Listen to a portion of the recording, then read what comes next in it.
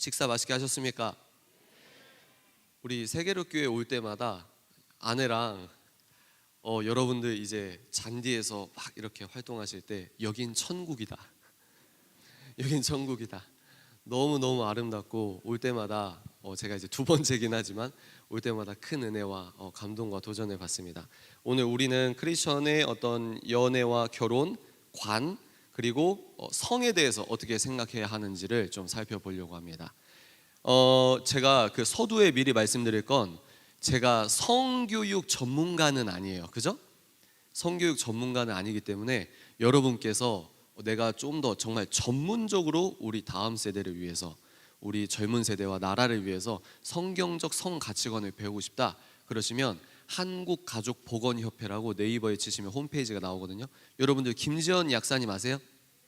네, 김지연 약사님께서 대표로 계신 가장 뛰어나고 가장 성경적이고 훌륭한 단체라고 생각합니다. 여러분들 거기에 문의하시거나 전화하시거나 알아보시면 성경적 성 가치관에 의거한 커리큘럼 아주 단단합니다. 아주 좋습니다. 그래서 그런 것들을 전문적으로 공부를 하셔도 됩니다. 저는 오늘 제가 기독교 서적 이미 훌륭하신 목사님께서 내신 책 내용을 발췌해서 또 성경 말씀을 여러분께 보여드리면서 이제 설명을 해드리는 부분이기 때문에 여러분께서 그렇게 톤 조절을 하시면 될 것 같습니다. 괜찮으세요? 좋습니다. 제가 이 4년 전에 연애 결혼 멘토링이라고 네이밍을 해서 서울에서 이제 강연을 했어요.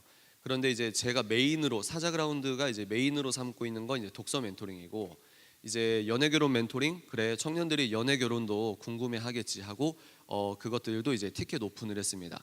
그런데 독서 멘토링보다 세상에 연애 결혼 멘토링의 청년분들이 너무 많이 찾아오시는 거예요.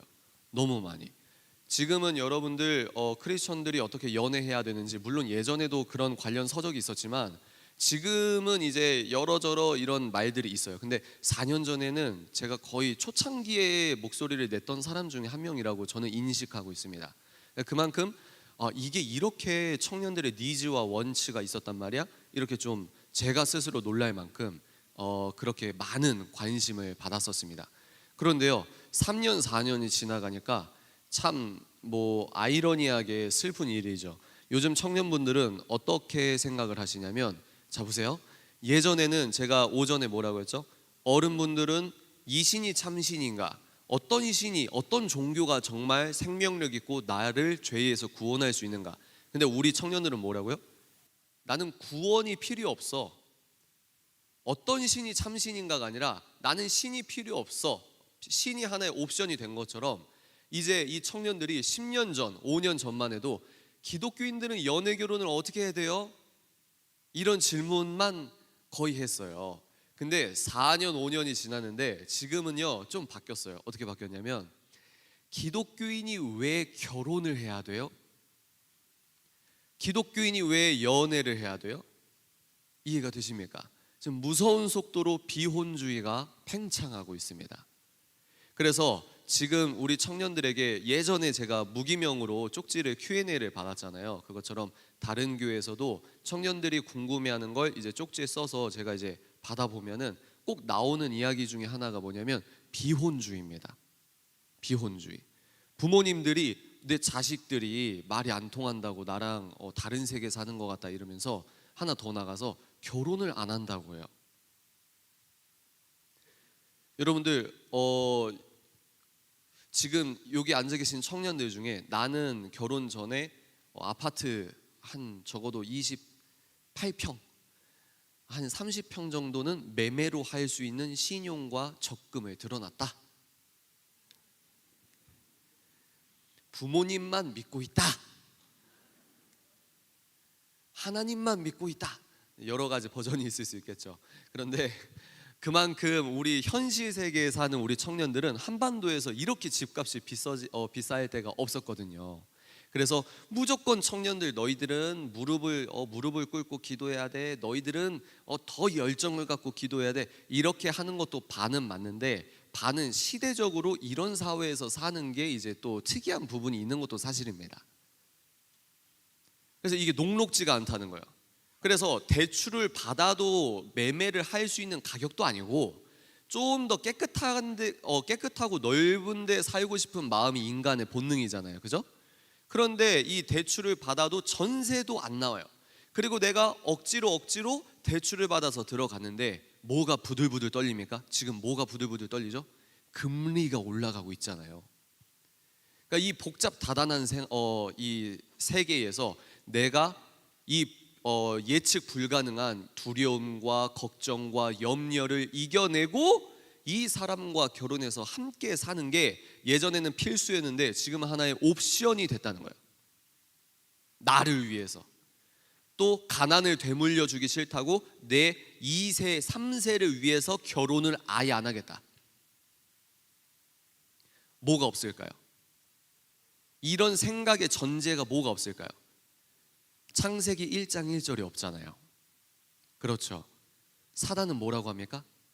너 내일 무엇을 먹을까? 무엇을 입을까? 염려 좀 하고 살아. 요즘이 어떤 사회인데 경제학적으로 이런 사회가 예측되고 이런 사회가 예측되고 이런 사회가 예측되는데 너 바보같이 지금 너 주변 애들은 10명 중에 9명은 대학교에서 성적 공부하고 최선을 다해서 스펙 쌓고 그렇게 겨우 돈 벌어도 될까 말까인데 너 지금 교회에 매여서 뭐 하고 있는 거야? 너 30대 되면 어떻게 살 거야? 너 집은 어떻게 구할 거야? 그런데 하나님께서 뭐라고 하죠? 너희들은 무엇을 입을까 먹을까? 내가 내일 어떻게 살아야 되지?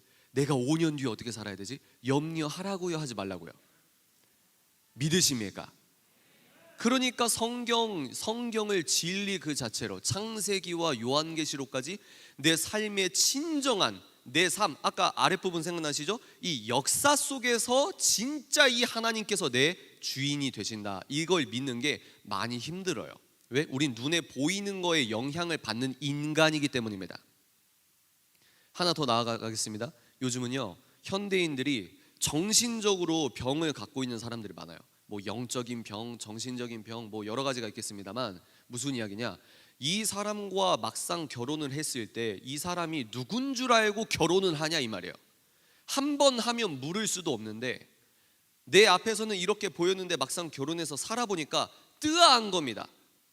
그리고 인터넷 커뮤니티에 여러 글들이 올라옵니다. 결혼해서 망한 케이스, 시어머니가 저한테 이렇게 했어요, 아기 낳는데 이렇게 힘들어요, 남편이 이렇게 했어요, 저렇게 했어요.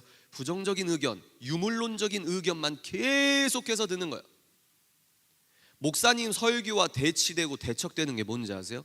유물론, 진화론, 무신론에 의거한 인간들의 경험과 토로입니다. 그러니까 창세기 1장 1절을 믿는다는 건 결코 쉬운 일이 아니에요. 자, 이제 들어가겠습니다. 그러면 연애 결혼관, 기독교인들은 연애 결혼관을 우리가 알아볼 텐데 사랑이 뭡니까 여러분? 나중에 제가 또 말씀을 띄어서 볼 텐데요. 먼저 말씀드리면 제가 아까 보여드린 게 두 세계관을 말씀드렸어요. 여기는 기독교 세계관 뭐 여러 가지 있었죠. 결론이 뭡니까? 옳고 그름의 주인이 누구? 예수 그리스도. 여러분 오전에 들으셨어요? 오전에 저 보셨어요? 자, 넌 크리스천 세계관의 결론이 뭐였습니까? 옳고 그름의 기준이 뭐다? 나, 인간. 자, 그러면 사랑을 한번 봅시다. 사랑. 기독교 세계관에서 성경에서 사랑을 뭐라고 합니까? 제가 나중에 새 구절을 보여드릴 텐데 먼저 미리 말씀드리면 하나님이 사랑이에요. 아멘이십니까? 아니 예배드리고 신 사랑하는 아가페랑 내가 이 사람이랑 성관계하는 에로스는 다른 거 아니야? 이게 뭐라고요? 제가 아까 이게 두 개로 쪼개졌다 그랬죠? 아까 뭐라고 했습니까? 밑에는 유물론적 사랑, 육체적 사랑, 정신적, 종교적 사랑. 근데 이거는 하나로 통일된 관점이 아닙니다. 사랑 하나도 넌 크리스천적, 크리스천적으로도 다른데 크리스천 중에서도 사랑을 또 이분법적으로 나눠서 아니 연애의 주인공은 나잖아. 하나님의 은혜입니다. 내 모든 인생을 주님께 바칩니다. 내 인생의 주인 되십시오. 손 들고 아멘은 하는데 이제 예배 끝나고 결혼의 주인공은 나잖아. 연애의 주인공은 나잖아. 결혼 준비의 주인공이 나잖아. 왜요? 역사, 사실과 뿌리가 끊긴 추상적 종교 생활을 하기 때문입니다.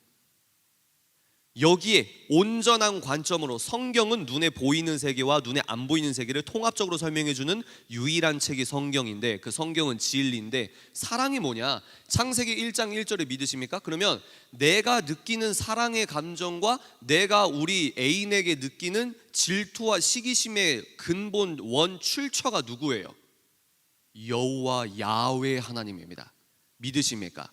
이게 창세기 1장 1절의 사실과 진리라고 믿는 사람들의 세계관이에요. 결혼 준비할 때 모든 주권이 나야. 왜? 내가 통장에 돈이 더 많으니까.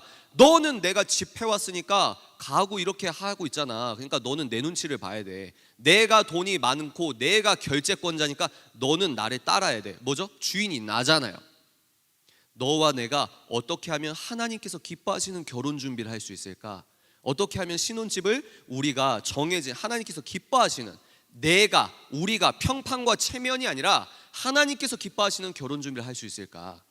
모든 중심이 어디입니까? 하나님이에요. 왜? 원 출처가 창조주 하나님이시기 때문입니다. 그러니까 기독교 세계관이 왜 중요하냐? 아까 제가 뭐라고 했죠? 전제적 기독교 변증. 이 대전제가 뭡니까? 여러분들이 취업을 하시든 애인을 사귀시든 썸을 타시든 그 대전제가 여호와 하나님께서 이 우주를 창조하셨고, 내가 느끼는 이 사랑의 출처의 본 원저작자가 여호와 하나님이라는 거예요. 내가 애인에게 질투하는 것보다 여호와 하나님께서 여러분들이 세상을 사랑할 때 슬퍼하시고 시기하시고 질투하시는 게 하나님이세요. 질투하시는 하나님이십니다. 아멘이십니까? 우리의 본 감정의 출처는 하나님이시라는 거예요. 그래서 우리가 이렇게 알아봤는데요. 그러면 이 사랑이, 그렇구나, 사랑도 창세기 1장 1절 위에 사랑을 쌓는 게 굉장히 중요하구나. 그러면 우리가 연애 결혼관이라고 했죠. 그러면 연애부터 다루지 않고요, 결혼부터 다룰 겁니다. 그러면 연애부터 다뤄야죠. 왜 결혼부터 다룹니까? 결혼이 다져져야 연애가 해결되기 때문입니다. 크리스천에게 결혼은 뭘까요? 여러분, 결혼을 꼭 해야 할까요? 아멘. 성경에서 여러분께 권유하는 건 두 가지입니다. 반전이 있죠, 그죠? 무조건 결혼하는 게 하나님의 뜻이야, 이렇게 하면 안 돼요. 왜? 성경만이 절대 진리니까. 성경에서 여러분께 권유하는 건 두 가지입니다. 한번 따라해 보실까요? 첫째, 결혼. 둘째, 독신. 독신과 비혼은 다릅니다. 어떻게 다를까요? 사도 바울이 너네들 나처럼 사는 걸 권유할게. 그런데 성욕을 참지 못하면 결혼해. 이게 성경 말씀이에요. 독신도 권유했다는 거예요. 그런데요, 독신은 비혼과 다릅니다. 어떻게 다를까요? 독신은요, 마음의 동기가 주님을 위해 결혼을 내려놓는 겁니다. 똑같죠? 주님을 위해 결혼을 포기하고 내려놓는 것, 주님의 순결한 신부로서 실제로 살아가는 것. 근데 뭡니까? 여기서 뭐죠? 비혼은 나를 위해 결혼하지 않는 거예요. 이거는 안 되죠. 그리고 여러분들, 우리가 현실 사회에서 살아가다 보면은 결혼으로 부르신 분들이 10명 중에 9명 정도가 되죠. 왜냐하면 독신은요, 은사가 필요합니다. 하나님께서 독신의 은사를 주셔야 돼요. 독신의 부르심이 있어야 됩니다. 여러분들 청년 때에 내가 하나님 만나고 너무 가슴이 뜨거워서, 하나님, 나는 결혼하지 않고 하나님과 결혼하겠습니다. 나는 독신으로 서원합니다. 여러분, 함부로 그런 기도하시면 안 됩니다. 그런 마음을 기뻐 받으시는데 자연스럽게 살아가다가 좋은 사람이 있으면은 여러분들 연애와 결혼하시길 바랍니다. 그리고 특히 젠더 이데올로기, 젠더 독재 사회가 있기 때문에 여러분께서 기독교인과 연애하고 결혼해서 한 가정을 꾸리고 그렇게 살아가는 것 자체가 엄청난 선교예요. 내가 결혼을 하고 애를 키우는 것 자체가 엄청난 선교의 시대가 여러분들이 살고 있는 시대입니다. 자, 다시 돌아옵니다. 결혼이 뭘까요? 존 파이퍼 목사님 말씀하십니다. 결혼은 그리스도와 교회의 관계를 상징한다. 이게 창세기 1장 1절에 믿는 사람들의 전제입니다. 뭐라고요? 결혼의 주인공이 너와 내가 아니고 우리는 사본이래요. 인간의 너와 나의 부부는 사본이고 원본이 따로 있대요. 이 원본이 뭘까요? 예수 그리스도와 교회의 관계입니다. 이거는 종교 버전 아니야? 아니요. 우리가 하나가 돼야 합니다. 실제 월, 화, 수, 목, 금, 토요일도 우리가 하나로 살아야 됩니다. 결혼이 뭐라고요? 하나님께서 주인공이 되시는 게 나의 결혼이라는 거예요. 이게 1번입니다. 우리의 결혼은, 인간의 결혼은 사본인데 내 결혼 생활과 결혼식이 무언가를 투영하고 있어요. 뭘 투영하고 있냐면 예수 그리스도와 교회의 관계가 투영되어 있다는 겁니다. 내 결혼에 실제로. 그러면 이 기독교 세계관으로 우리가 결혼을 이렇게 생각하는데, 넌 크리스천, 성경을 진리라고 생각 안 하는 넌 크리스천과 여러분이 연애하고 결혼하면 이 말이 통할까요? 안 통할까요? 우리는 사랑을 뭐라고 한다고요? 하나님, 의지, 약속입니다. 절제입니다. 우린 이래요. 근데 넌 크리스천 뭐라고 하죠? 세계관 자체가 믿지 않아요, 성경을. 결혼이 뭐야? 사랑이 뭐야? 성관계야. 이렇게 귀결될 수밖에 없어요. 근데 우린 뭐라고요? 결혼이 뭐라고요? 하나님께서 하시는 일이고 하나님의 영광을 드러내는 일이고, 그리고 우리의 결혼은 사본이야. 어떤 게 원본이야? 예수 그리스도와 교회의 관계를 투영하고 있어. 이 말은 뭐냐? 우리가 이걸 믿을 때 내가 아내와 일주일, 나는 그냥 무의식적으로 아내를 섬기고 사랑하고 가정 예배드리고 말씀이 살아있게 우리 집에서 거실에서 예배드리고 그렇게 사는 하루하루가 하나님 보실 때는 영적 예배라는 거예요. 결혼 생활이 영적 예배라는 거예요. 결혼은 그리스도와 교회의 관계를 상징합니다. 그것이 결혼의 가장 깊은 의미라고 말씀하고 있습니다. 성경을 통해 결혼에 대해 깨닫는 가장 근본적인 것은 결혼이 하나님이 하시는 일이라는 겁니다. 여러분, 결혼을 누가 해요? 내가 하잖아요. 근데 이건 유물론적인 관점입니다. 결혼의 주체가 누구냐? 결혼을 시키시는 분이 누구냐? 하나님이세요. 믿으십니까? 또한 결혼에 대해 성경에서 배우는 궁극적인 것은 결혼이 하나님의 영광을 위한 것이다. 자, 여기 볼까요? 이 세계관에 의거해서 결혼이 뭡니까? 하나님의 영광, 오직 하나님의 영광. 이게 뭐라고요? 내 결혼의 목적이라고요. 이거를 여러분, 교회 버전에서 믿음 좋아 보이는 걸로 내 머리 계산으로 아멘하지 말아보세요. 진짜 여러분 영이 반응을 해보세요. 여러분의 결혼의 목적이, 내가 지금은 저 명품백 사고 싶은데 못 사는데 돈 많은 남자 어떻게 만나서 카드 할부로 이제 질질 끌지 않고, 내가 좀 신분 상승했네, 레벨업했네, 재산이 증식됐네, 이런 개념이 아니고, 내가 결혼하는 목적이, 남자분은 뭐죠? 내가 돈 많이 벌어서 스펙이 좋고 사회적 명망이 있고 더 젊은 여자 찾아야지, 더 육감적인 여자 찾아야지, 더 예쁜 여자 찾아야지. 이게 아니고, 그게 뭡니까? 나를 위해 결혼하잖아요. 나를 위해 연애하잖아요. 그럼 이렇게 논박합니다. 그러면 기독교인들은 사생활 없이 그냥 연애도 뭐 하나님, 뭐 결혼도 하나님, 그 우리가 답답해서 뭘 살아? 어떻게 살아? 그게 바로 성령 충만하지 않는 사람들의 특징일 수 있습니다. 왜 그러냐? 성령이 충만하면요, 하나님께 영광 올려드리는 게 억지로 끌려가는, 무슨 우리가 개목걸이 목에 걸쳐서 질질 끌려가서 억지로 영광 그런 영광 받지 않으십니다. 우리가 성령이 충만하면 어떻게 되죠? 내가 원해서 그렇게 사는 거예요. 하나님께서는 자유의지를 건드리지 않으십니다. 한국 성도님들은 수동적일 때가 많아요. 감나무 밑에서 입 벌리고 있는 걸 믿음이라고 착각하는 성도님들이 얼마나 많은지 모릅니다. 그러나 사복음서를 여러분 살펴보십시오. 감나무 떨어질 때까지 입 벌리고 있는 건 믿음이 아니에요. 예수님께서 사복음서 보시면 칭찬하시는 사람들이 있습니다. 순서를 기다렸나요? 아니요. 믿음으로, 자유의지로, 손님들 많고 병자들 많고 스케줄 꽉꽉 찼는데 에어컨도 없어서 땀 삐질삐질 흘리시고 예수님 아주 사람에 둘러싸여가지고 축사하시고 계시는데 지붕을 뜯은 거예요. 병자리 내린 겁니다. 그 자유의지를 믿음이 좋다고 인정하시는 거예요. 자유의지를 건드리지 않으세요. 오직 하나님께 영광을 위하여 연애하고 결혼하는 겁니다. 여기서 뭐죠? 나의 영광을 위하여, 나의 욕구 충족을 위하여. 저는 왜 이런 주제를 해도 심각하죠? 안 그렇습니까? 괜찮으세요? 그러면 결혼이 이런 거였어? 결혼도 하나님의 영광이고 이게 참 기쁨이고 이런 결혼과 이런 결혼 생활이 영적 예배였단 말이야? 그러면 데이트가 자연스럽게 정의가 되는 거예요. 여러분, 연애가 뭘까요? 연애가 뭐라고 생각하십니까? 우리 크리스천 분들 한번 대답해 보시겠어요? 연애가 뭐예요? 영화관 가는 거? 요즘엔 다시 영화관에 사람들이 많이 간다고 하죠, 그죠? 아니면 뭐 게임 같이 하는 거? 아니면 엄마 아빠한테 MT 간다고 학교 일정이라고 속이고 오빠랑 제주도 1박 2일로 다녀오는 거? 아니면 팬데믹 때는 데이트할 데가 없으니까 모텔 잡아서 노는 거? 데이트가 뭐예요?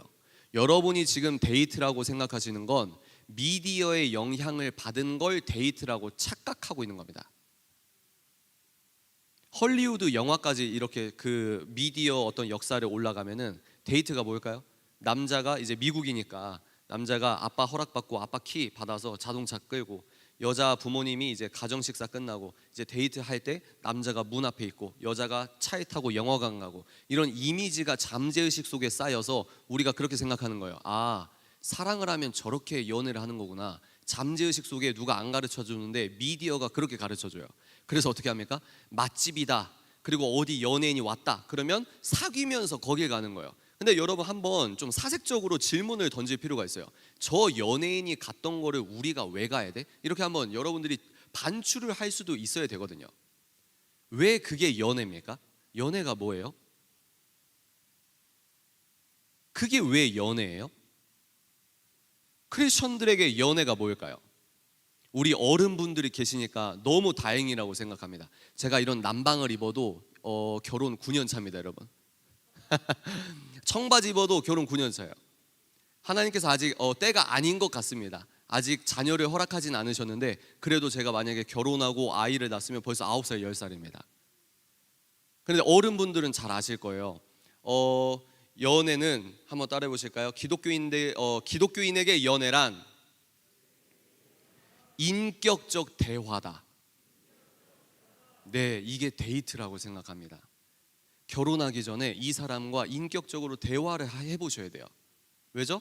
이 사람이 정말 예수님을 사랑하는지 예수님을 사랑하지 않는지 여러분들이 계속해서 인격적으로 대화를 나누시는 걸 추천합니다. 목사님들께서는, 훌륭한 목사님들께서는 정말 많이 하시는 게 두 가지가 있거든요. 하나 뭘까요? 결혼식 주례하시죠. 두 번째 뭐죠? 장례 예배집도 하시죠. 그러니까 사람이 살고 죽는 것에 대한 큰 통찰을 갖고 있는 경우가 많습니다. 그러면 내 확신에 의거해서 나는 이 사람 정말 사랑해. 그래서 내 확신에 의거해서 결혼하는 커플들을 굉장히 많이 볼 거 아니에요. 그러면 내 확신을 믿었던, 입이 여기까지 걸려서 결혼할 때는 자기 확신에 이건 사랑이야, 얘는 정말 나의 영원한 반쪽이야, 이런 마음으로 확신에 차서 결혼을 하는데 2, 3년 뒤에 싸우거나 후회하거나. 왜 그럴까요? 우리 확신을 믿기 때문입니다. 그래서 게리 토마스 목사님께서는 어떻게 말씀하셨냐? 결론부터 말씀드릴게요. 여러분들이 어떤 남자를 기도하셔야 되냐, 어떤 여자를 기도하셔야 되냐, 결론부터 말씀드립니다. 하나님의 나라와 의를 먼저 구하는 사람을 찾으십시오. 그리고요, 가장 이상적인 결혼은 같은 교회에서 만나서 연애하고 결혼하시는 걸 추천합니다. 그리고 세계로 교회 같이 이렇게 훌륭한 교회에서는 그게 정말 큰 축복이에요. 그러면 이런 여자분들, 특히 여자분들 이런 말씀 하실 수 있어요. 책임 사장님, 저 남자애랑 제가 뽀뽀하는 상상이 도저히 안 돼요. 얘랑 신앙적인 코드는 맞는데 얘랑 안 돼요. 근데요, 그게 어떤 우리가 프로세스에 속고 있냐면 연애 감정이 사랑이라고 착각하는 겁니다. 뭐라고요? 연애 감정이 곧 사랑이라고 착각을 해요. 무슨 말이냐? 유물론적으로 보면, 신경학적으로 보면 여러분, 도파민이라는 호르몬이 실제로 나옵니다. 여러분들이 사랑에 빠졌다고 할 때 도파민이 나와요. 그래서 이 남자랑 이 여자랑 함께하는 게 실제로 좋아요. 그리고 비이성적인, 내가 평소면 하지 않을 행동을 진짜로 합니다. 오빠 들어가요. 내일 출근해야 되잖아요. 아니야. 너의 집에 데려다 줄 거야. 요즘 사회가 얼마나 무서운데. 아니에요 오빠, 내일 야근해야 된다고 하고 큰 프로젝트 있다고 했잖아요. 아니야. 나에게 너가 가장 큰 프로젝트야. 그런데 2년 정도 지나면 어떻게 되죠? 너 혼자 집에 못 가겠니?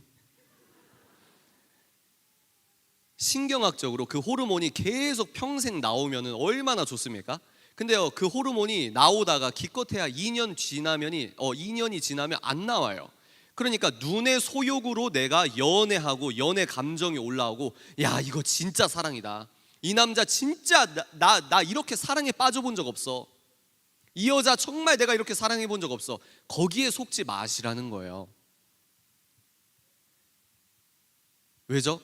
자극적인 외형은, 결혼은요 함께 늙어가는 거지, 젊었을 때 젊음, 외형적인 거 시간이 지나면 없어질 수밖에 없는 걸 기준 삼아서 여러분들 사시면 불행해집니다. 어른분들 한번 보증 한번 서주십시오. 제 말이 틀립니까 맞습니까?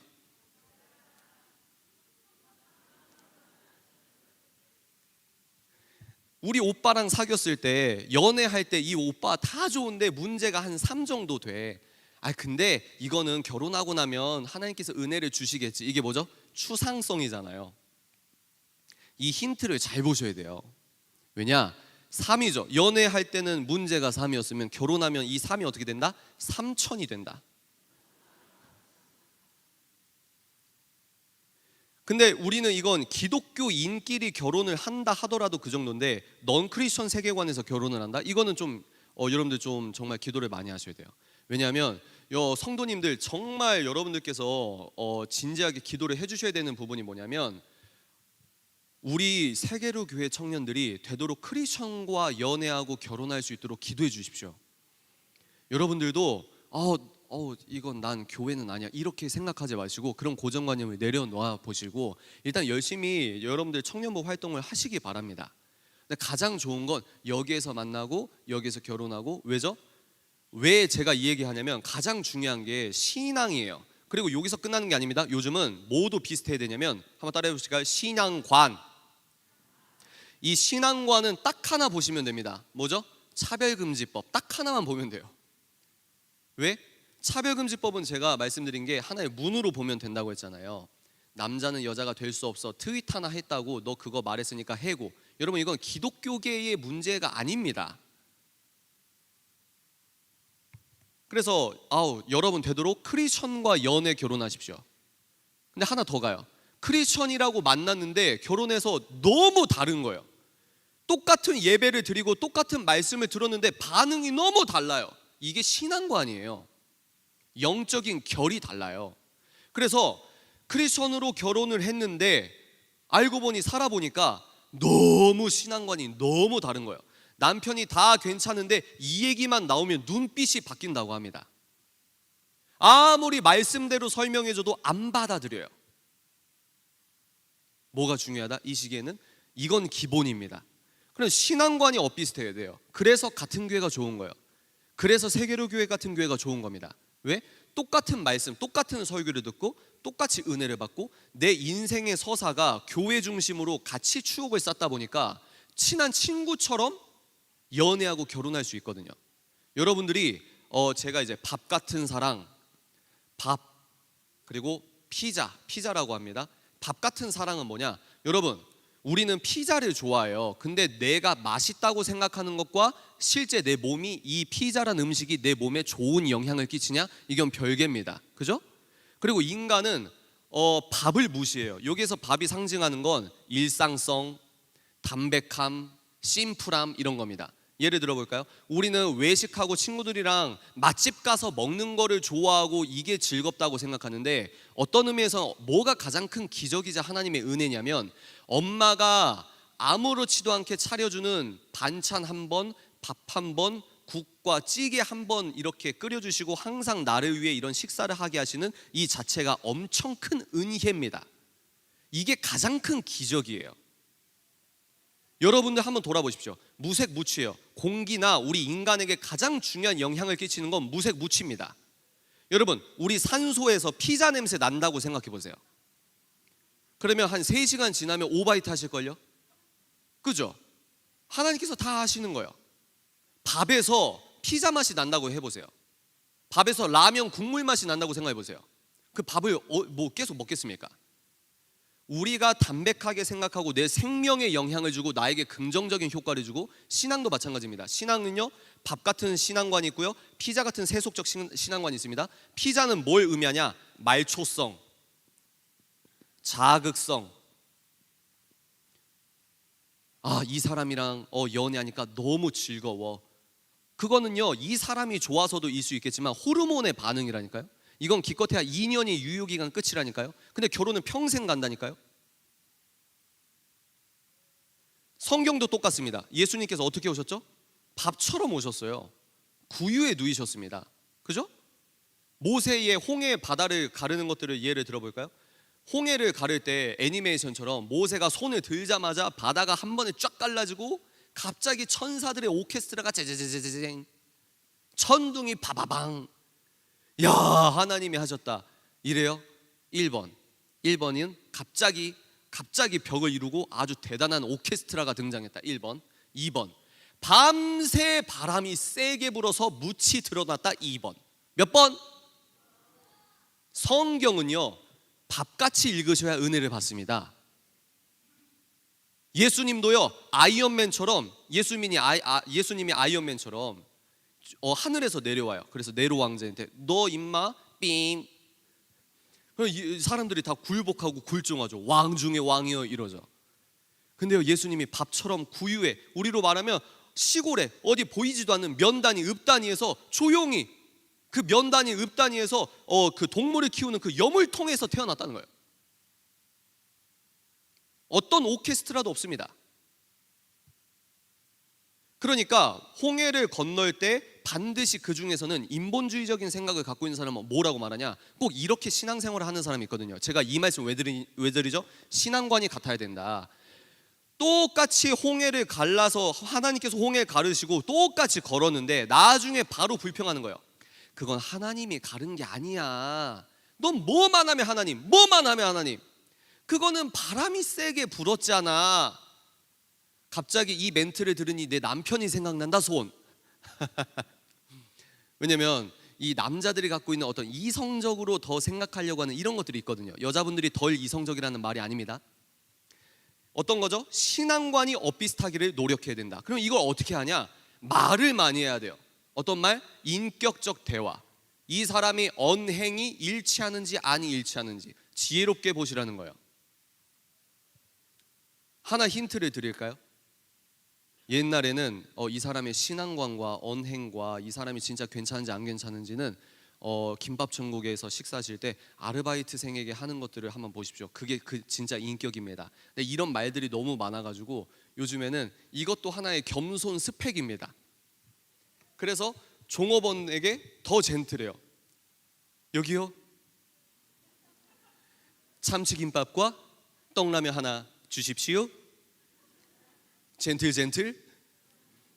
근데 그거는요, 그것도 참 중요하다고 생각합니다. 근데 그 사람의 진짜 인격의 수준을 어떻게 알 수 있냐?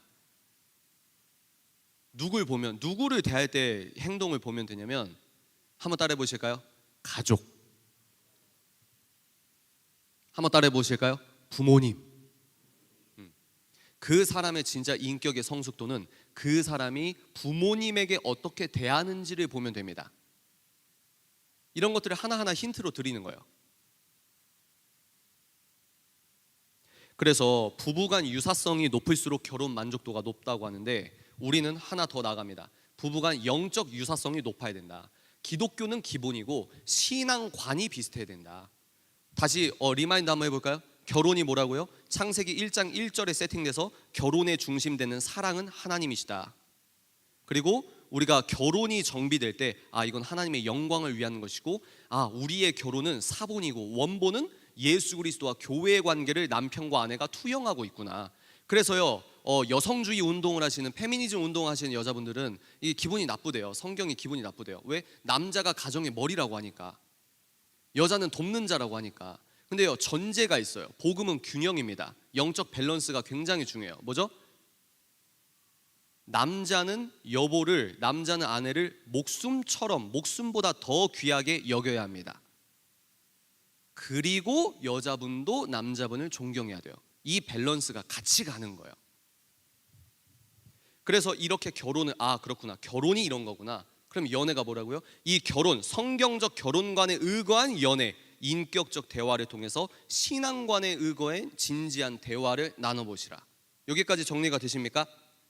그래서 신앙관이 어떻게 하면 우리가 비슷한지 확인할 수 있냐, 이래서 이제 기독교 세계관을 말씀드리는데, 이건 오전에 했기 때문에 넘어가도록 하겠습니다. 그러면 우리가 이제 성경 말씀을 통해서 직접적으로 살펴볼 텐데요. 첫 번째 말씀, 요한 1서입니다. 요한 1서. 네, 좋아요. 여러분 한번 한 목소리로 읽어볼까요? 시작. 사랑하는 자들아, 우리가 서로 사랑하자. 사랑은 하나님께 속한 것이니 사랑하는 자마다 하나님으로부터 나서 하나님을 알고, 사랑하지 아니하는 자는 하나님을 알지 못하나니 이는 하나님은 사랑이심이라. 아멘이십니까? 에로스, 아가페, 물론 이분법적인 사고가 언젠간 필요할 수도 있겠지만, 여러분, 하나님이 사랑이에요. 이게 시작입니다. 내가 애인을 사랑할 때 하나님의 마음으로 사랑하려고 하는 거예요. 연애 때부터. 결혼은 당연합니다. 사랑이 곧 하나님입니다. 우리가 느끼는 사랑이라는 감정의 본 출처, 더 나아가 사랑 그 본질 자체의 원 출처가 하나님이십니다. 자신의 연애 결혼과 복음 생활을 전혀 별개 것으로 여기는 이분법적 장벽을 여러분들이 무너뜨려야 이게 첫 시작이라는 거예요. 내가 느끼는 성과 사랑이 뜯어졌잖아요. 콘돔과, 여러분 요즘에는 학부모님들이 내 자녀들이 실수해서 얘가 애인 생겼다고 했는데 엄마 나 애 생겼어, 이게 현실이거든요, 학부모 입장에서는. 그러니까 요즘에는 팔뚝 쪽에 뭘 주입을 한대요. 이거를 주입을 하는 수술을 하면은 2-3년 동안 피임이 된다고 합니다. 요즘에 이런 사회예요. 왜? 애가 실수할 수 있으니까. 너 책임 못 질 행동하지 마. 아무리 말을 해도 뭐합니까? 사랑한다고 하고. 지금은 뭐죠? 하나님의 사랑과 육체적 사랑이 이분법적으로 뜯어진 사회예요. 하물며 기독교인들도 이 뜯어진 사랑관으로 사랑합니다. 하나님 찬양하는 것 따로, 연애 버전에서 모텔 가는 것 따로. 이런 얘기하면 잘못된 근보주의 극우처럼 예수 믿어? 아니요. 성경은 진리 그 자체이기 때문에 복음적 논리에 의거해 사는 게 행복입니다. 아멘이십니까? 행복이 뭘까요? 내가 더 많은 여자랑 관계를 맺는 거? 내가 더 쾌락적으로 사는 거? 그건 행복이 아니에요. 물론 부분적 행복이 올 수는 있겠습니다. 하나님께서 행복을 뭐라고 했냐? 한번 따라해 보실까요? 심하. 히브리어로 행복이 심하라고 합니다. 하나님의 명령을 따라 사는 삶이 행복입니다. 우리가 가장 아름답고 행복하게 사랑할 수 있는 방법은 하나님의 말씀 안에 거하는 거예요. 자, 이제 여러분, 이거 되게 힘들어요. 마음이 힘들어요. 아멘. 한번 여러분들 잘 생각해 보시고 한번 해보세요. 여러분 진짜 성경 66권을 진리라고 믿으십니까? 그러면 여러분 피곤하실 거예요. 특히 청소년, 청년분들 굉장히 피곤할 겁니다. 왜 그러냐? 성경 66권을 진리라고 믿는 사람들은 하나의 개념이 생겨요. 하나의 기준이 생겨요. 그래서 예수 믿기가 힘든 거예요. 성경 66권을 창세기 1장 1절을 믿는다? 그 말은 뭐냐? 넌 크리스천은 없는 개념이 하나 생기는데, 어떤 개념이냐? 한번 따라 보시겠습니까? 음란과 거룩. 성경 66권을 사실과 진리라고 믿지 않는 사람은 음란과 거룩의 기준이 없습니다. 그런데요, 기독교인들은 참 피곤한 게 뭐냐면, 예수님을 내 구주로 영접했어요. 아까 제가 뭐라고 했죠? 예수님께서 원하시는 게 선, 이게 선이야, 이게 악이야. 근데 예수님의 이 기준이 얼마나 높냐면, 너 음욕을 품고 이성을 바라보는 것도 간음이야. 요즘에 이런 얘기하면 정말 이상하게 보잖아요. 근데 우리 이걸 진리라고 믿는 거예요. 내 대학교와 캠퍼스 안에서도 진리라고 외치는 겁니다. 제가 완벽해서요? 아니요. 우리 누가 당당하게 이런 것들을 진리로 선포할 수 있겠습니까? 내가 잘해서 선포하는 게 아니라 하나님의 말씀이기 때문에 선포하는 겁니다. 우리는 거룩과 음란의 기준이 생긴다는 거예요. 하나님께서 요구하십니다. 내가 거룩하니 너희도 거룩하라. 이 말씀을 듣고 내가 오빠랑 하나님께서 기뻐하지 않으시는 일을 할 수가 없는 거예요. 예수 믿는 게 결코 쉬운 게 아닙니다. 특히 요즘 예능을 생각해 보십시오. 카카오 TV, TV 이 플랫폼이 많아지면 많아질수록 자극적이에요. 연예인분들이 꼭 나쁘다는 건 아니지만 연예인분들이 비웃는 투로, 풍자하는 투로 혼전순결을 비웃습니다. 요즘에는 저런 이야기하는 사람이 있네, 막 희한하게 막 웃어요. 그리고 시청률의 경쟁 때문에 어떻게 합니까? 옛날에는요, 이제 우리 어린 친구들이 있기 때문에 제가 좀 톤 조절을 좀 하겠습니다. 그만큼 아주 자극적인 소재를 예능이라고 하고 내뱉고 있는데, 우리는 그런 미디어 컨텐츠를 아무런 필터링 없이 받아들이고 있는 거예요. 제가 어떻게 표현했죠? 어떤 의미에선 사탄의 설교입니다.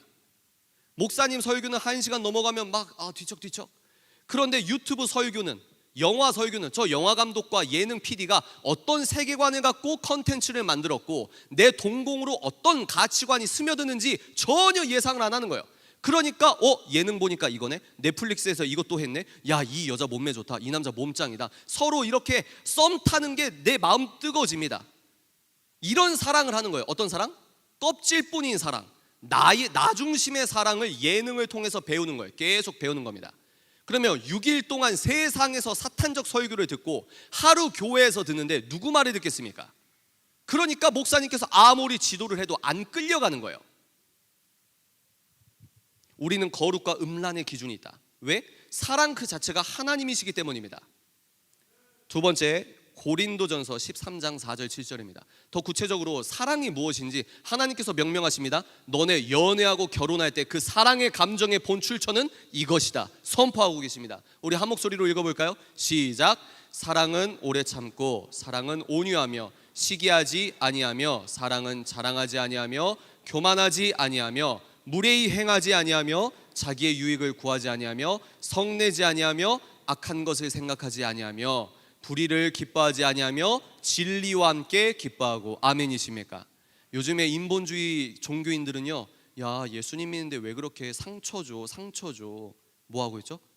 야 너 예수님 믿는데 왜 이렇게 정죄해, 판단해. 지금 뭐 하고 있습니까? 너 왜 판단해라고 하면서 판단하고 있잖아요. 우리는 불의를 보고 기뻐하지 않는 사람들입니다. 사탄까지 중보할 필요는 없어요. 사랑이 뭐라고 하냐? 사랑은 오래 참고 친절하고 이기적이거나 성내지 않으며 악한 것을 생각하지 않고 모든 것을 견딥니다. 쭉 나옵니다. 현대인 성경입니다. 그런데 여기에서 우리 청년들이 특히 주목할 것은, 사랑은 첫 번째 설명을 합니다. 신께서 사랑을 설명합니다. 피조물에게 사랑은 이런 거야 설명합니다. 첫 번째 목록이 뭐냐? 한번 따라해 보실까요? 오래 참는다, 모든 것을 견딘다. 이게 사랑이라는 거예요. 요즘 데이트 폭력이 왜 심각합니까? 내가 성적 욕구를 풀기 위해 너를 만나는 거예요. 내 육체적 쾌락을 위해서 너를 이용하는 겁니다. 그러면 이게 이 사람을 사랑하는 겁니까? 내 욕구를 이 사람을 매개 삼아 풀려고 하는 나를 사랑하는 겁니까? 이해가 되세요? 이게 이타적 사랑입니까? 자기 애착적 사랑입니까? 결혼 생활도 마찬가지예요. 내가 이 사람을 도구화하고 있습니까? 내가 이 사람을 인격적으로 사랑하고 있습니까? 내가 이 사람을 이타적으로 사랑하고 있습니까? 나를 위해 이 사람을 이용하고 있습니까? 사람들이 왜 싸우죠? 부부가 왜 싸웁니까? 당연히 이렇게 해줘야지, 너랑 내가 부부면 이런 상황에서 너가 이런 식으로 해줘야지 기대하고 있어요. 어떤 기대? 내 입장에서 기대. 상대 입장을 고려하지 않습니다. 그런데 성경은 뭐라고 했냐? 오래 참는 거다. 상대를 위해. 내 성욕이 있지만, 내가 성욕이 있지만 상대가 하기 싫다, 상대가 싫다. 그러면 내가 너를 사랑하기 때문에 안 하는 거예요. 참는 거예요. 견디는 겁니다. 근데 이걸 어떻게 할 수 있냐? 내 자의적 욕구 때문에 6일 내내 몇백 시간을 넷플릭스나 유튜브나 성적인 신호와 어떤 심볼이 넘쳐나는데, 하물며 TV에서 15초 동안 그 광고 자체도 성적인 코드와 심볼이 다 심겨져 있는데, 미디어에서 트는 성적인 아주 인본주의적인 성적인 코드의 수도꼭지를 안 잠궈서 물이 콸콸콸 나오고 내가 그 미디어의 성적인 것들을 받아먹고 있는데, 애인은 만나서 내가 절제가 성공할 수 있을까요? 그래서 크리스천의 연애 결혼관을 이야기할 때 반드시 나와야 되는 게 뭐냐? 한번 따라해 볼까요? 미디어. 성적인 컨텐츠, 게임 캐릭터도 여자가 왜 벗고 있습니까?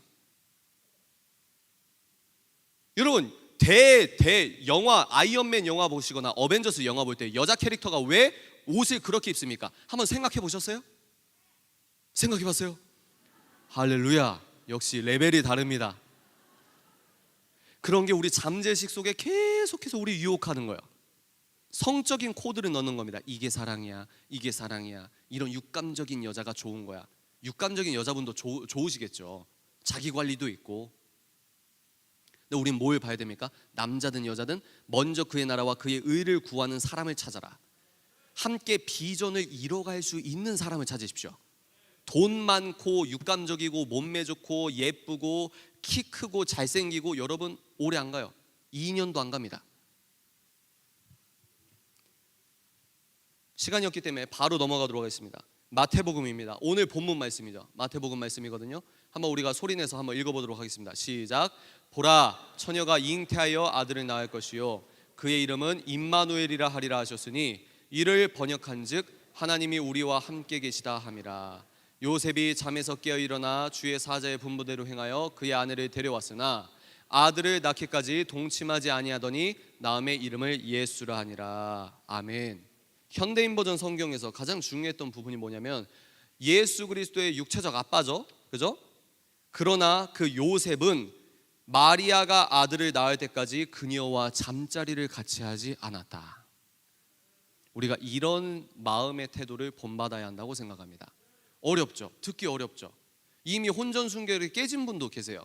어쩔 수 없어요. 그건 내 인생의 역사니까. 물리적 사실이에요. 근데 우린 뭘 믿냐면 보혈의 능력을 믿는 거예요. 내가 죄를 지었는데 난 죄인지도 몰랐는데 죄에 끌려가서 내가 이렇게 실수하는데 수련회에서 성령 충만하면 하루 이틀은 견뎌도 꼭 이틀 뒤, 두 달 뒤, 2주 뒤, 3주 뒤에 내가 또 똑같은 문제로 또 넘어지는데 그럼에도 불구하고 우린 죄를 짓는다 할지라도 뭐라고 합니까? 예수 그리스도의 보혈의 능력을 의지해야 한다 이 말이에요. 왜 성령 충만이 답입니까? 백문일답 성령 충만이에요. 왜 그럴까요? 우리는 죄를 이길 수 있는 능력이 없기 때문입니다. 하나님께서는요, 사랑은 성이 전부가 아니야. 물론 너희들이 심장이 뛸 거란다. 물론 너희들이 행복할 거란다. 근데 그거는 사랑의 모든 사랑을 얘기하는 게 아니라 사랑의 한 단면이야. 사랑의 한 도입부야. 내가 말하는 사랑은 의지란다, 약속이란다, 절제란다, 오래 참음이란다, 이타적 사랑이란다. 너가 대우받고 싶은 대로 아내를 대우해 주렴. 신께서 명하신 거예요. 근데 우리는 원죄성에 의거해서 이런 사랑을 못해요. 성에 질질질 끌려갑니다. 유튜브 썸네일을 생각해 보십시오. 터치를 할 수밖에 없게 썸네일이 나오잖아요. 유튜브뿐만입니까? 넷플릭스는 어떠십니까? 쿠팡 플레이는 어떠십니까? 어머니 아버지 주무셨을 때 TV에서 나오는 영화는 어떠십니까? 폭력성, 선전성, 언제부터 이런 게 예술이라고 둔갑해서 이 영화 진짜 재밌어. 여러분 뭔가 부자연스럽지 않으세요? 그런 영화는 취미니까 습관이니까 아무렇게나 보면서 내가 너랑 연애할 때는 기독교적으로 할 거야. 이게 말이 된다고 생각하십니까? 그러니까요, 결론이 뭐냐? 밥 같은 결혼을 하려면 연애부터 밥같이 해야 돼요. 그럼 연애가 밥같이 되려면 어떻게 되냐? 내가 밥 같은 크리스천이 돼야 합니다. 아멘이십니까? 이게 결론이에요. 연애 결혼관. 내가 어떻게 하면 하나님 기뻐하시는 연애를 할 수 있을까? 어떻게 하면 하나님께서 기쁘신 결혼 생활을 할 수 있을까? 나부터 밥 같은 성령 충만의 생활이 돼야 된다는 말입니다. 여기에서 이제 성관계, 성욕에 대해서 다루고 마무리를 하도록 하겠습니다. 이게 제가 이제 성직자가 아니다 보니까 좀 편하게 말할 수 있는 부분이 있거든요. 괜찮으세요? 좀 낯뜨거워도 너무 깊숙한 얘기는 안 해요. 좀 낯뜨거워도 꼭 필요한 얘기니까. 학부모님들 이거 기다리셨죠? 남사스럽습니까? 성관계 그 자체는 죄일까요? 죄가 아닐까요? 우리가 복음주의, 성경만이 옳아 이런 성향을 갖고 계신 분들은 자칫 잘못된 근본주의로 빠질 수 있어요. 어떻게 빠질 수 있냐? 성욕 더러운 거야. 결혼 생활할 때 우리가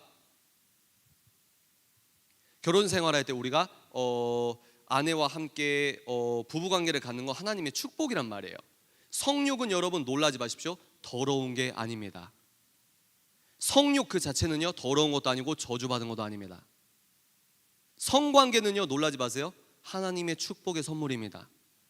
놀랍죠? 그런데요, 전제가 있어요. 전제가 있습니다. 단 결혼하고 나서 배우자와만 성관계하는 겁니다.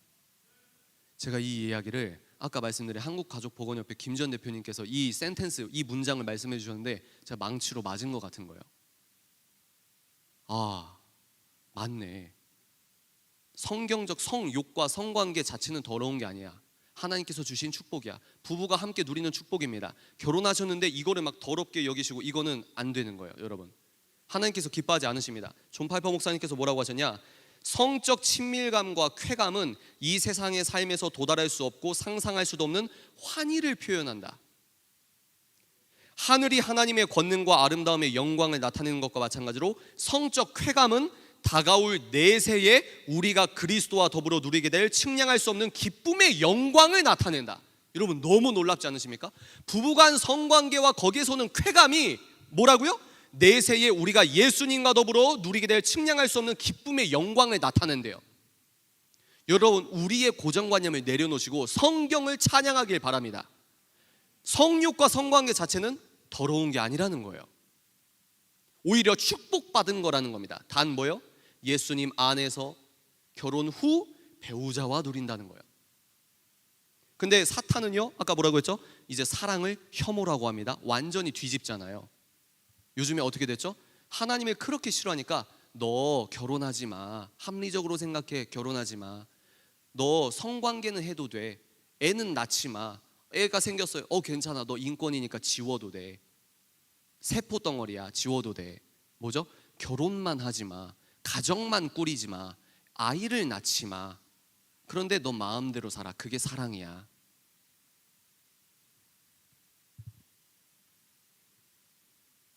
시카고 대학교에서 연구한 결과에 따르면요, 보수적이고 복음적인 신앙관을 갖고 있는 커플이 결혼해서 성생활을 할 때 두 부부 간의 성적 어떤 만족도가 더 높다고 합니다. 이건 일반 대학교에서 한 설문이에요. 하버드 대학교에서도 비슷한 설문 논문이 있습니다. 놀랍죠, 여러분? 내가 이 약속에 의거해서 절제하고 참고 하나님의 영광을 위해서 부부 관계를 참고 결혼하고 난 다음에 누리는 축복과 내가 이것도 해보고 저것도 해보고 예수 그리스도 진리 밖에 나가는 게 진짜 사랑이고 이게 진짜 자유고 이게 진짜 진보고 이게 진짜 지성이야, 이러면서 생활하시면 하실수록 여기에서 일반 대학교가 이런 도표를 갖고 왔다는 거예요. 인격적 대화라고 했죠. 성생활 역시 인격적 대화입니다. 제가요, 책임사자가 왜 저런 말을 하지 하는데 오늘 이 짧은 1시간에 지금 53분 제가 이야기했거든요. 이 53분 속에 청년분들, 미국에 사는 크리스천 청년, 뉴질랜드에서 사는 청년, 호주에서 사는 청년, 일본에서 사는 청년, 자기 아빠가 장로님, 자기 아빠가 선교사님, 자기 아빠가 목사님, 다 소용없어요. 이런 청년들이 저에게 메일을 보내요. 매일 10통 오면 9가지가 성적인 얘기예요. 근데 이런 얘기를 안 하는 거예요.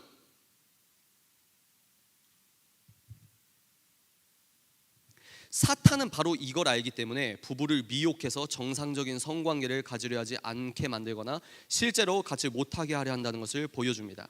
이것은 사탄이 우리가 결혼관계 내에서 성적으로 하나 되는 육체적인 기쁨을 누리는 것을 원하지 않는다는 거예요. 자, 정리하겠습니다, 여러분. 제가 말이 많아서 할 얘기는 많은데 일단 진액적으로 마무리를 해도 될까요? 여러분 괜찮으세요? 더 듣고 싶죠? 저도 더 말하고 싶은데 여러분 얼른 가서 쉬셔야 되니까. 자, 정리를 한번 해보도록 할게요. 결혼이 뭐라고요? 사본과 원본, 우리는 사본이다. 뭐가 더 중요하다? 예수 그리스도와 교회의 관계를 우리 부부가 투영하고 있다. 그렇기 때문에 내 부인은, 내 아내는 인격적으로 사랑해야 할 관계가 되는 겁니다. 왜죠? 예수님이 교회에게 하셨던 것처럼 우리가 살아야 된다 이 말이에요. 그리고 크리스천들의 부부 생활은 뭡니까? 나도 몰랐지만 영적인 예배다. 아멘이십니까? 이 전제가 있을 때 연애가 정의가 되는 겁니다. 연애가 뭐냐? 이 결혼을 하기 위한 너와 나의 인격적 대화다. 육체적 대화 아닙니다, 여러분. 인격적 대화다. 그러면서 성경을 살펴봤습니다. 사랑이 뭐라고요? 하나님, 역사의 하나님, 우리 실제 삶을 지배하는 하나님이 사랑이야. 내 연애와 결혼은 하나님이 투영되어 있어. 두 번째가 뭐였죠? 신께서 피조물에게 사랑은 무엇이다라고 구체적으로 말합니다. 거기서 첫 번째 중요한 게 뭐라고요? 특히 미디어 컨텐츠가 범람하는 시대에 중요한 건 뭐라고요? 인내입니다. 견디는 거예요. 근데 우리 식으로 못해요. 왜? 우린 죄인이니까. 근데 우린 뭡니까? 보혈의 능력을 믿습니다. 회개의 능력을 믿습니다. 믿음은요, 한 번도 안 넘어지는 것도 믿으지만 100번 넘어져도 101번 예수 그리스도 이름으로 다시 일어나려고 하는 것도 믿음이라고 생각합니다. 아멘이십니까? 청년분들 되게 중요해요. 여러분들이 어떤 중독에 있는지 저는 몰라요. 교회 열심히 나가서 은혜 받은 느낌 있는데 3주 뒤면 또 똑같이 되죠. 여러분들이 어떤 중독에 있는지 모르겠지만 이거 하나 기억하십시오. 끝까지 101번째 예수의 이름으로 다시 일어난다는 각오를 하시기 바랍니다. 아멘이십니까? 여자분들, 남자분들, 감정의 지배를 받지 마십시오. 성령의 지배를 받으십시오. 아멘이십니까? 영으로 알잖아요. 내가 저 사람이랑 썸 타기 직전인데 이 사람과 내가 사귀면 신앙생활의 예배의 일상성이, 예배자의 거룩한 일상성이 무너질 것 같아. 영으로 안단 말이에요. 그러면 어떻게 해요? 감정이 커지면 실제로 내가 도파민 나오고 끌려가고 몸으로 상처받고 배우니까 그렇게 하지 마시고 뭐요? 감정이 커지기 전에 성령의 지배를 받으시라는 거예요. 아멘이십니까? 이게 지혜입니다. 이런 전제를 갖고 연애를 하시라는 거예요. 세 번째, 우리가 본받아야 할 모델이 나와 있습니다. 물론 롤 모델은 예수 그리스도인데 예수님의 잉태되는 과정에서 요셉이라고 하는 사람을 통해서 우리가 야, 나도 이렇게 연애해야겠다, 나도 이렇게 결혼해야겠다. 뭐요?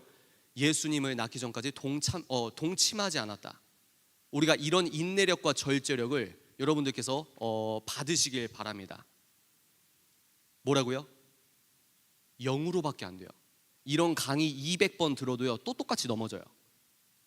그래서 정답이 뭐라고요? 성령께서 여러분을 지배하셔야 돼요. 나는 죄를 이길 수는 없거든요. 근데 성령님을 초대할 수는 있어요. 나는 죄를 이길 수 없는데 성령님 오시라고 기도할 수는 있습니다. 아멘이십니까?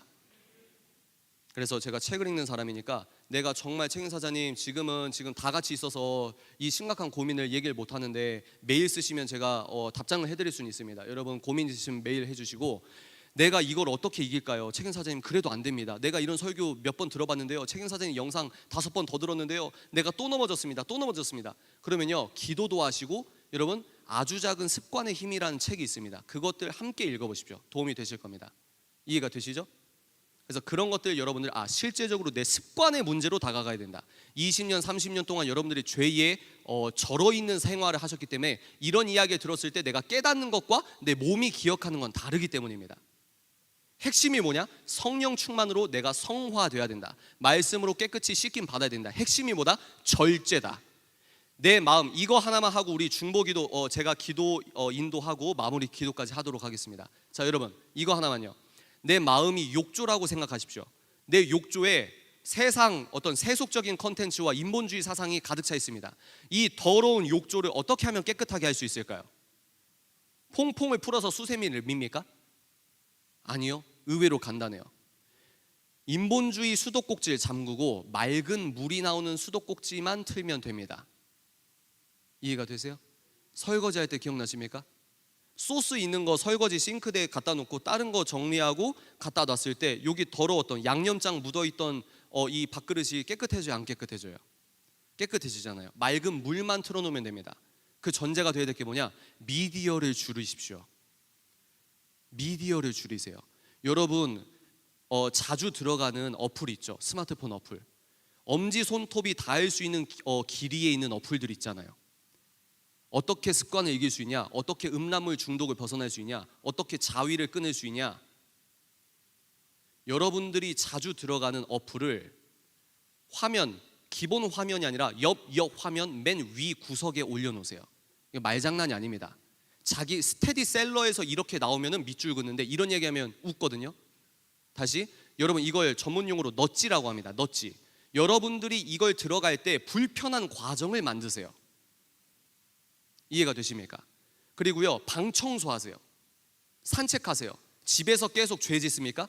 여러분들이 습관을 이기려면 방 청소하시고 이불 이렇게 정돈하시고 책상 서랍 깨끗하게 정리하시고 창문을 열고 환기를 시키시고, 또 넘어질 것 같으면 집 밖으로 나가서 잠잘 때만 집으로 들어오세요. 카페에서 공부하세요. 내가 하나님 정말 기뻐하는 인생이 되려면 그 정도 노력은 해야 돼요. 마무리 짓겠습니다. 미디어를 끊어야 된다. 이 미디어의 수도꼭지를 잠그고 맑은 물, 성경 컨텐츠, 말씀에 젖으면 알아서 깨끗해지는구나. 성령의 충만으로 죄를 이길 수 있구나.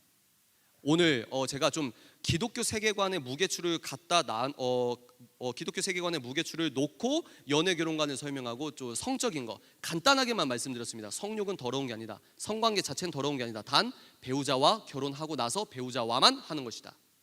인격적 대화 속에서 서로 조율하고 서로 인정해주고 대화하는 것이다. 여러분들 잘 기억하시고, 특히 미디어 끊고 우리 2030 그리고 10대 청년들 어떻게 해요? 보는 걸 줄이고 성령 충만을 기도하시라. 이건 우리가 할 수 있다. 100번 넘어져도 예수 그리스도 보혈의 능력으로 101번 일어나시길 바랍니다.